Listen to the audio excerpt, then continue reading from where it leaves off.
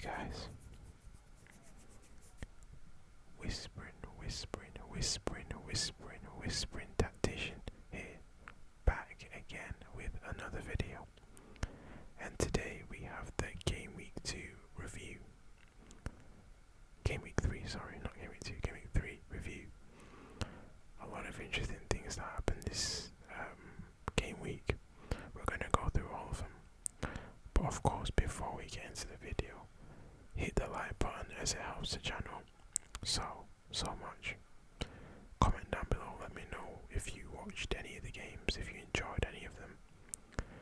And of course, subscribe to the channel. A lot more similar content coming. The first result we're going to talk about is Manchester City versus Arsenal now. Man City absolutely dominated Arsenal. It was interesting to see how far behind Arsenal were. Manchester City were just, again, sensational, going about their business, scoring the goals, making the chances, doing everything that's necessary to win a game and win it in style. Arsenal were very disappointed. Xhaka got a red card, but goals from Gundogan, Torres scored twice as well. Gabriel Jesus scored, and Rodri capped off a 5-0 win for Manchester City, and City are on 6 points, I believe. However, they look like they're coming into form as well, so a lot of the things that City are doing is going to set them in good stead further into the season. But anyway, 5-0 win for City, and moving on to the next game. These are the 3 o'clock kickoffs. Aston Villa versus Brentford. Aston Villa drew to Brentford 1-0.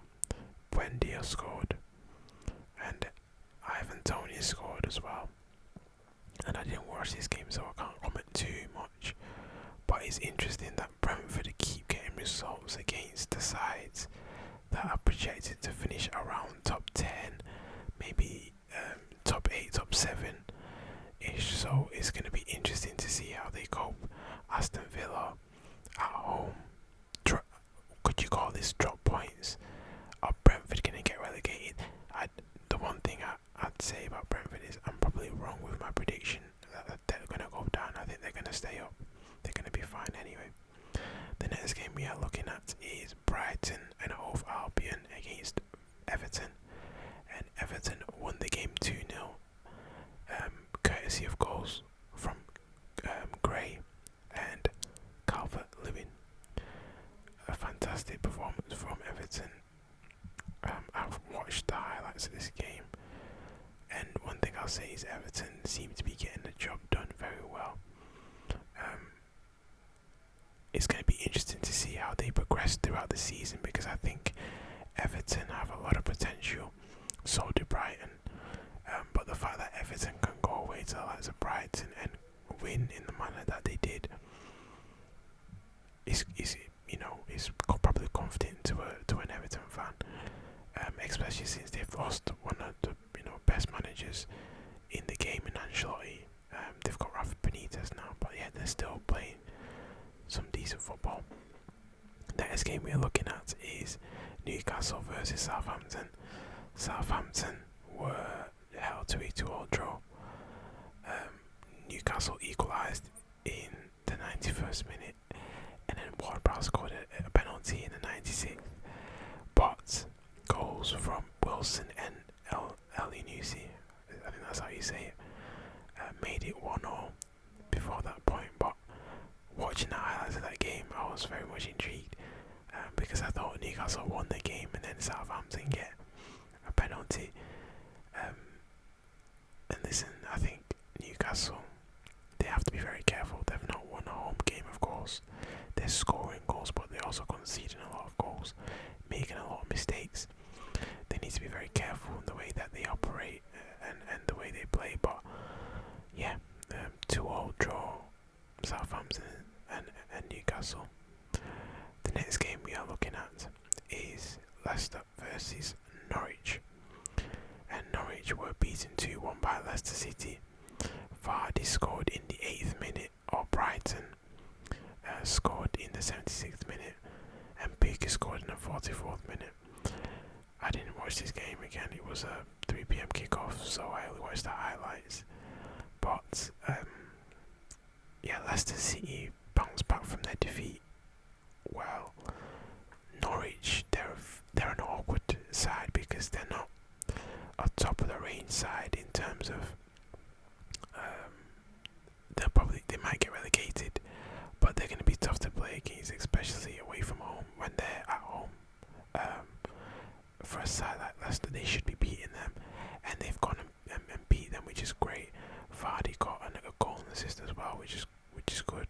I guess in terms of FPL as well, it's brilliant. But Norwich won, Leicester City 2. And the next game we are going to be looking at is going to be West Ham versus Crystal Palace. Now, this was probably one of my favourite games from the highlights of the 3 p.m. kickoffs. There was a lot of action. 4 nails opened the scoring.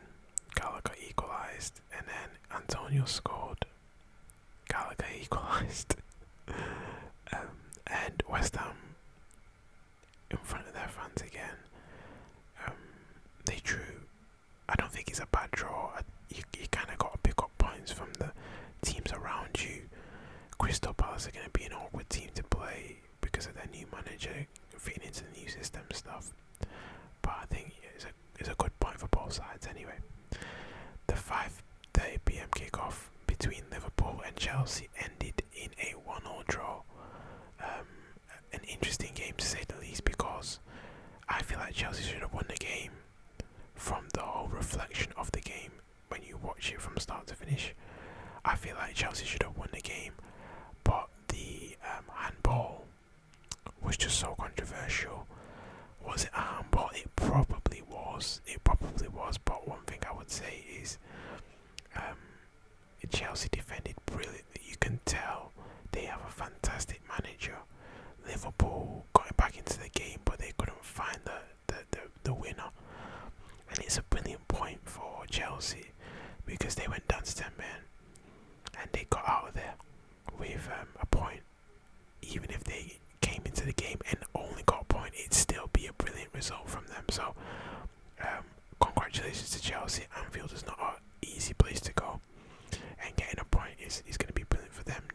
I don't think it's a bad point for Liverpool either, but I guess it depends if you're a Liverpool fan and you expected to win the game. Coming out of there with a draw, especially against 10 men for half the game, probably isn't a good result in the long term or in the immediate term when you watch the game. The Sunday games. Now, the Sunday games we're going to be taking a look at, they were okay. I mean, Burnley drew to Leeds United. I had the Spurs game on at the time, but I was flicking back and forth to the Brighton and Leeds game. Burnley, one thing I'd say is Leeds are starting very slowly. I mean, I think they drew the last game as well, and they've also drawn this game. So Leeds are probably only on 2 points, I think. Burnley, again, they needed to get something in front of their fans as well. It's probably a good draw for both sides in the grand scheme of things anyway. Spurs won, Watford 0. Spurs beat Watford. I did watch this game. Watford were decent, but I think the Spurs just overran them, were better than them. They had more quality, a lot more chances to win, a lot more quality players on the pitch compared to Watford. And at the end of the day, Tottenham are on 9 points. They've won each game 1-0. Is that a sign of the way their manager likes to win games? Maybe. I think Nuno wants to grind out games. They do play some decent football, but he's a bit more of a similar version to Jose in the way they play. Watford were a bit unlucky, but overall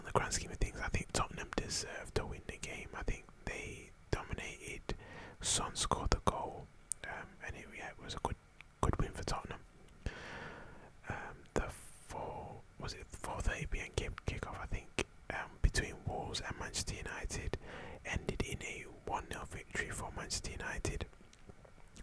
And one thing I would immediately say, is Manchester United did not deserve to win that game in the slightest, but they won the game, so they deserve to win it, if that makes sense. When you watch the game in its entirety, Man United were outplayed in every way. They, Wolves made more chances. Wolves just didn't take their chances, and that was the issue. If Wolves actually took their chances, they probably would have walked away with a win. But Manchester United won 1-0, courtesy of a goal from Greenwood. And Manchester United had all their players on the pitch. Of course, they've just signed Cristiano Ronaldo, but he's not available or been unveiled yet. But a 1-0 victory for Manchester United, and it's probably a good victory going into the international break for them. Anyway, this was the Gameweek 3 review. Let me know what games you watched, if you found any of them interesting, and I'll catch you on the next video. Thank you very much for watching.